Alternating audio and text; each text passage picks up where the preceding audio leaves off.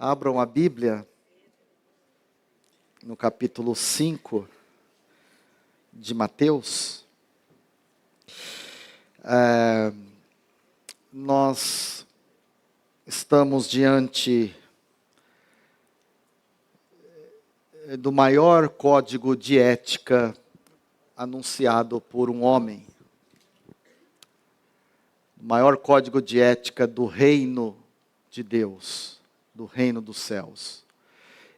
Nesse sermão de Jesus, o reino de Deus me dá a impressão que está de cabeça para baixo. Ao falar sobre felicidade, eu fico com a impressão de que a pirâmide está invertida. Jesus inverteu os valores sobre felicidade. E essas bem-aventuranças enfatizam 8 sinais de conduta e de caráter de um cristão. E é interessante porque essa conduta e esse caráter estão especialmente relacionados a Deus e relacionados ao próximo. Então, algumas pessoas às vezes dizem que a felicidade é um mito e que não é possível alcançá-la nesse mundo. Mas a felicidade, o conceito bíblico para a felicidade é um correto relacionamento com Deus, um correto relacionamento consigo mesmo e um correto relacionamento com o próximo. Então, se nós tivermos uma relação correta com Deus, com o próximo e comigo mesmo, então nós seremos felizes. Esse é o conceito. E eu quero destacar aqui alguns pontos importantes sobre felicidade, que é a credencial, vamos dizer assim, dos discípulos de Jesus. Então, a primeira delas, no verso de número 3, a palavra grega aqui traduzida como humilde, significa uma pessoa carente, uma pessoa pobre. Então, a felicidade, ela é um grande paradoxo aos olhos do mundo. Porque as pessoas no mundo dizem que uma pessoa pobre e carente não pode ser feliz. E Jesus diz assim: bem-aventurado são os humildes de espírito. Jesus diz que felicidade é o pobre, é o carente de espírito. Ele não diz que felicidade é a pessoa autossuficiente. Ele não diz que a pessoa feliz é a pessoa arrogante, é a pessoa soberba. Não. Satanás, no capítulo anterior, tentou vender para Jesus a ideia de que para ser feliz, ele tinha que estar no pináculo, na altura, lá em cima. Só que Jesus, ele se pronuncia dizendo exatamente o contrário. Que bem-aventurado não é quem está no pináculo, que está em cima, mas é o que está no vale. É o humilde, é o pobre, é o carente, é o simples.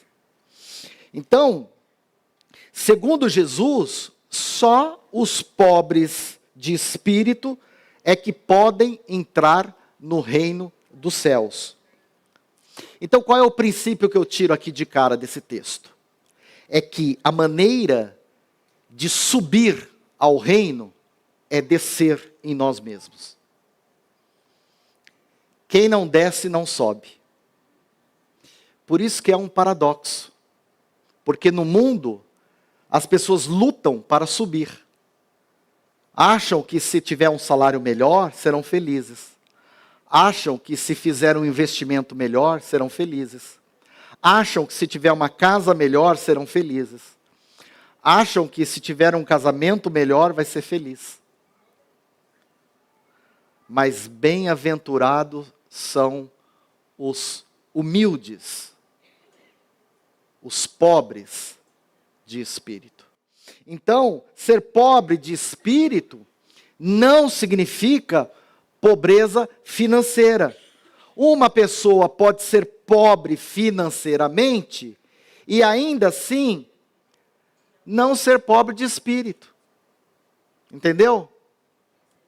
A pobreza financeira, às vezes, ela pode ser resultado da obra do diabo nas nossas vidas. A pobreza financeira pode ser resultado da exploração. Pode ser resultado de uma vida gananciosa. O cara é tão ganancioso que ficou pobre.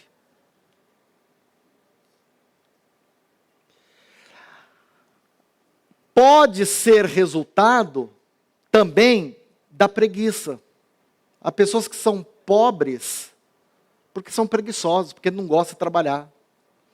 Não tem nada a ver com a expressão pobre de espírito, humilde de espírito.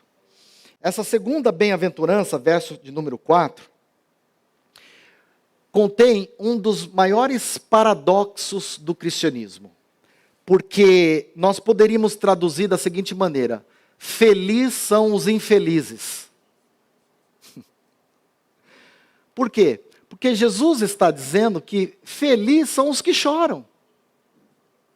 Veja você, é um paradoxo, opõe a tudo aquilo que nós conhecemos. Quem pode imaginar que, segundo Jesus, uma pessoa feliz é uma pessoa que chora? Essa palavra chora aqui, no grego, significa dor e sofrimento.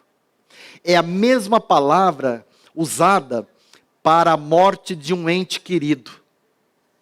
Aquela tristeza, aquele choro, aquela dor que não passa, aquela saudade. Veja você que Cristo não se refere a uma tristeza comum, mas é a tristeza do luto, do arrependimento. É aquela tristeza que nos faz chorar diante de Deus. Irmãos, nem todos os que choram são felizes. Nem todos que choram serão consolados. Há pessoas que choram por perdas materiais, mas não chora pelo pecado. Judas, por exemplo, chorou, mas o choro dele foi um choro de remorso. Aquele choro não o levou para o reino dos céus. O choro de Judas o levou para o inferno. Não obstante, ele tenha feito muito mais do que nós fizemos. Porque ele foi um apóstolo, andou com Jesus, trabalhou para Jesus, serviu a Jesus, esteve ali naquele grupo seleto de discípulos, mas chorou pelo remorso, pelas moedas, não pelo Cristo. Então, felizes são os que choram. Você chegar para uma pessoa e falar assim: olha, você sabia que é possível ser feliz, mesmo você vivendo em pranto, com as dores que a vida te impõe, com as injustiças que muitas vezes a vida apregoa na gente? Você ensinar isso para uma pessoa é um paradoxo. Você fala: meu, tem que ser muito maluco para crer nisso. Tem que ser louco. Mas a Bíblia fala, Jesus está ensinando sobre felicidade. Verso de número 5. Essa bem-aventurança, então, está na contramão dos valores do mundo. Porque no mundo não é valorizado a mansidão, é valorizado a agressão. Você precisa ser agressivo para ser forte, não é? Uma pessoa mansa, não é vista como uma virtude. Jesus diz aqui que não são os fortes que serão felizes, mas bem-aventurados são os mansos. E Jesus ainda diz que são tão bem-aventurados que eles herdarão a terra. Ser manso, meus irmãos, não é ser frouxo, não é ser tímido, não é ser covarde, não é ser medroso. Jesus foi manso e humilde de coração, mas quando precisou, ele desceu o chicote nos vendilhões do templo. Então, uma pessoa mansa é uma pessoa submissa a Deus. Essa é a ideia de mansidão. Mansidão é o homem e a mulher que não se rebela contra Deus, que não murmura contra Deus. Você deve aceitar a vontade de Deus na sua vida. A pessoa mansa aceita a vontade de Deus, ainda que não seja do jeito que nós gostamos, mas nós aceitamos. A palavra manso, no grego, significa meigo. É um docinho, né? Você é um docinho? É, né? Verso de número 6. Bem-aventurados que têm fome e sede de justiça. Essa palavra no grego, justiça, traz a ideia de verdade. Bem-aventurados são aqueles que buscam a sede por verdade. Veja você que, se você não tem fome e sede por justiça, você deve se questionar se de fato você está no reino de Deus. Por quê, meus irmãos? Porque Jesus diz que há duas bênçãos destinadas a quem tem fome e sede de justiça. A primeira bênção é a felicidade, ele é bem-aventurado. E a segunda bênção é a fartura, porque eles serão fartos. Então, quando eu busco a verdade, quando eu busco a justiça, Deus me premia com fartura. Veja que quem tem fome e sede de justiça, abomina o mal, ataca a corrupção. Essa pessoa não participa de esquema de corrupção. Pessoa justa, meus irmãos. Essa pessoa luta contra o falso testemunho. Uma pessoa justa não pratica o perjúrio, o roubo. Uma pessoa que tem sede por justiça não pratica a desonestidade pessoal nos seus negócios. Ele não rouba o chefe. Ele não rouba Deus. Então Jesus está dizendo que não há a menor possibilidade de nós sermos felizes se nós não tivermos fome pela justiça, pela verdade. Um outro conceito de Jesus, verso de número 7. É interessante que as 4 primeiras bem-aventuranças tratam da nossa relação diante de Deus. Mas essa bem-aventurança agora trata da nossa relação com o próximo. Por quê, pastor? Porque as primeiras 4 bem-aventuranças tratam do nosso ser. E essa, agora, é do nosso fazer. Isso para mostrar que o ser tem que vir antes do fazer. Porque a Bíblia diz que a fé sem obras é morta. Então, essa 5ª bem-aventurança, ela se torna o fruto das outras 4 bem-aventuranças. É como se Jesus estivesse falando assim para nós: bem-aventurados vocês serão quando forem humildes de espírito, e aí quando vocês chorarem, quando vocês forem mansos, quando vocês tiverem fome e sede de justiça, então o resultado sabe qual será? Vocês serão misericordiosos com os outros.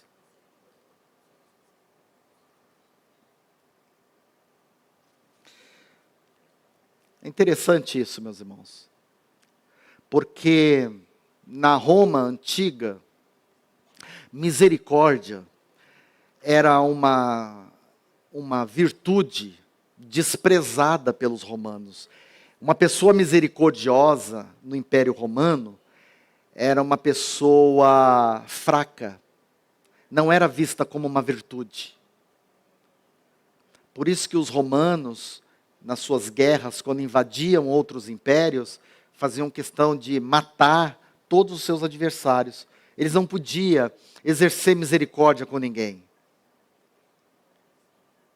Então as pessoas falam: ah, não, você é trouxa, você é babaca, você perdoa fácil, você é misericordioso. Ah, eu no seu lugar já teria dado um pé nele, um pé nela, né?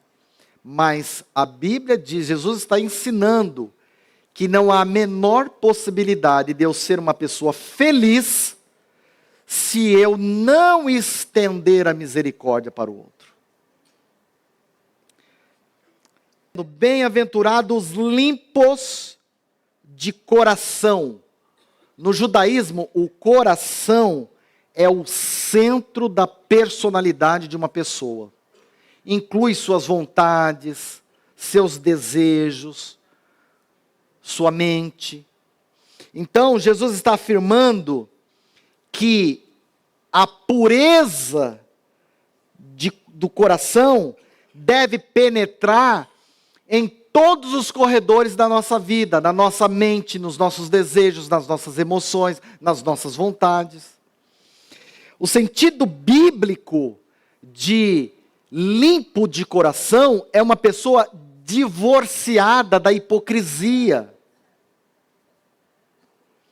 É a pessoa que evita a sujeira. Tem uma vida transparente.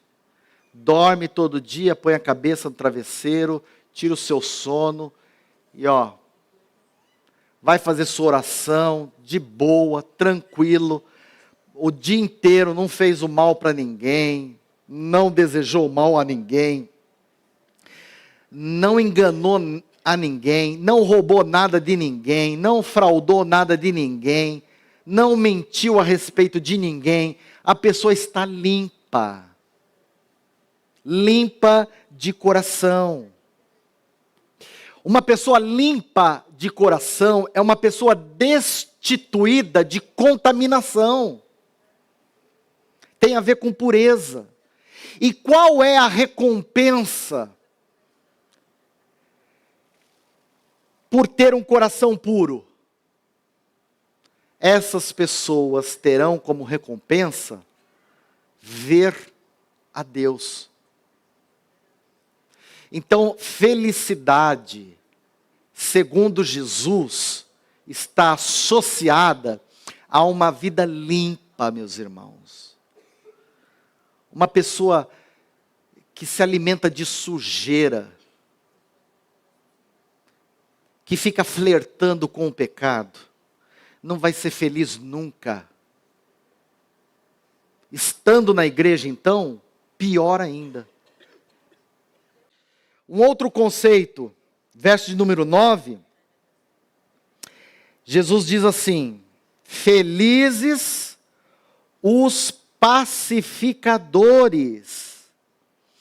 A ONU não se sustenta como agenciadora de paz. Não se sustenta. Não haverá paz no mundo se ela não for implementada no coração das pessoas por Jesus. Irmãos, onde Cristo reina, a paz. Aonde Cristo não reina, haverá beligerância, haverá guerra.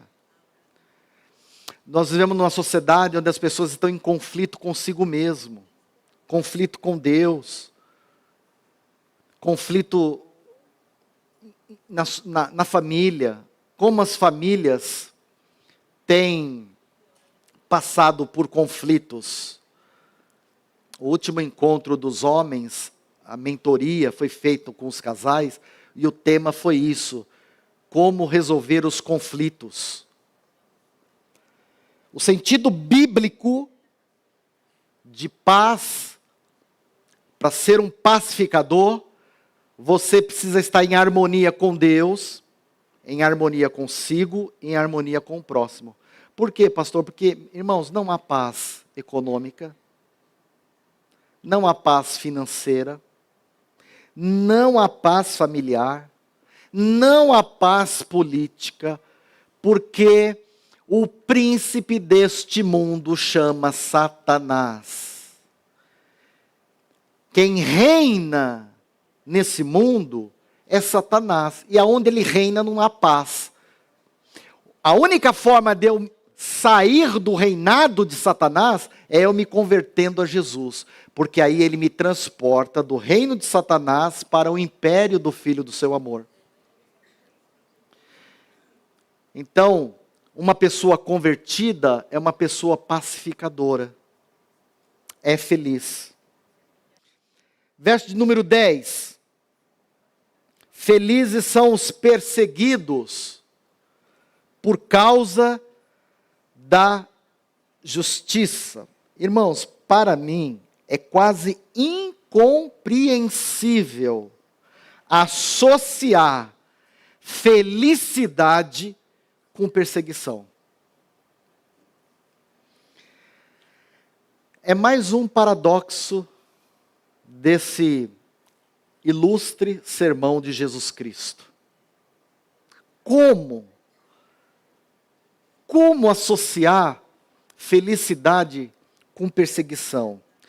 Jesus termina suas bem-aventuranças dizendo que o grau mais elevado de felicidade está onde? Está associado ao quê? A perseguição. Obviamente que não são todos os perseguidos que são felizes, mas o texto diz: os que são perseguidos por causa da justiça. Se você for um cristão verdadeiro, você será perseguido. Se você for um cristão maduro, esteja preparado para o ódio do mundo. O mundo vai te odiar. Nós somos odiados pelo mundo. Como que nós devemos enfrentar a perseguição? Olha, o texto diz o seguinte: a palavra exultai significa saltar, pular. Regozijai significa gritar de alegria. Então, como que eu devo enfrentar a perseguição quando me injuriarem, falarem mal a meu respeito, disserem todo mal contra mim, quando me perseguirem? Com profunda alegria. Não procure a vingança contra os incrédulos. Quando você estiver sendo perseguido por causa da justiça, porque às vezes a perseguição é por causa de injustiça. Aí não cola, né? Mas quando você estiver sendo perseguido por Cristo, então o texto diz: saiba que você não está sozinho, porque assim marcharam os profetas de Deus e foram perseguidos como você. Os profetas foram. Você faz parte desse glorioso bonde, gospel, de homens e mulheres, profetas de Deus, que sofreram, mas se regozijaram, se alegraram.